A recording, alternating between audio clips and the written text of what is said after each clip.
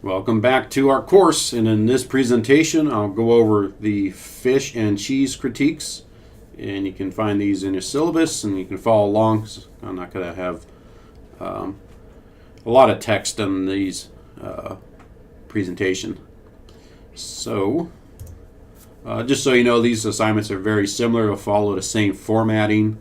So what you'll do is you read your text, the cheese book or the fish book. Try to figure out what that book's about. Why in the heck does Jim have me reading a book about Who Moved My Cheese and a fish book? I think there is a lot of application to these texts to athletic training and athletic training administration. I think it's primarily has to do with how do we deal with change and how do we affect our workplace in a positive way. So what you'll do is you read the book. You'll find locate 2 peer-reviewed journal articles using the library system. Now, this is a reminder. Journal articles are really what I want you to do. You may have to look beyond athletic training to find material in leadership, business, medical education, leadership. So something that's related to the topic of the book. That's why you have to understand what the topic is about in order to find the journal articles. Then you'll write a paper. And in that paper, what I want you to do is provide a summary of the main points of the paper. Make sure you cite the text following APA. And so I want you to summarize the main points, write in the third person, which I'll talk about the difference between first and third person in a second. That's about a page.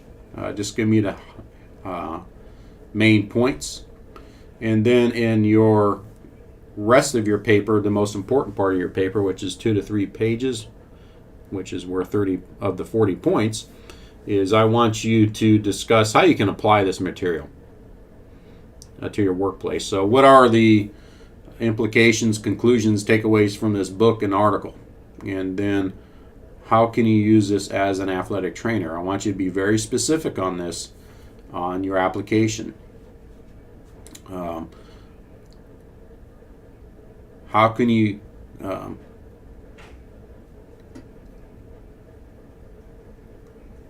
want you to think about also with the articles, what's the connection to from the articles to the books, and how's all this weird information about cheese and fish, how's this apply to you being an athletic trainer? 2 to 3 pages there in personal application. And in that one, I want you to write in first person. So let's go back to grammar school, and what's the difference between first person and third person. First person is use personal pronouns, I, we, us, those type of things. Or third person, you're taking yourselves out of the description. So when you're providing the description of the books, you'll just describe what the text was about, the summary. Whereas in the personal application section, that's when you can start saying, I will do this, or this is how it applies to me. Notice I don't have second person there. Second person is using the personal pronoun you or your. I do not want you to use second person in any assignment in any of my classes at all. And your typical APA formatting, look at the old syllabi there. You're not sure how to cite something, you can always post it on the Q&A forum and I'll help you with that. But again, as I state in many different assignments, use the APA formatting template as your guide for the basic formatting. We're going to have a threaded discussion. Please read the prompt in the forums, because I do ask you to post part of your paper from the cheese and fish assignments in the form, but I also ask you some additional questions that I want you to address in the forum. As always, when you respond to your fellow athletic trainers in the forum, please do that with what's the word I'm looking for? Remember, this is class time, with respect, but also if you are citing sources, make sure that you cite them and support your answers with evidence when it's necessary.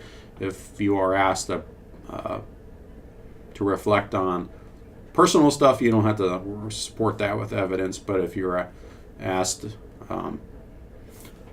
different things in the forums where you actually have to support it with even the textbook, if we're talking about the cheese or the fish, you still should cite the cheese and fish text when you're referring to the information from the cheese and or fish text, and that's true of any other forum discussion.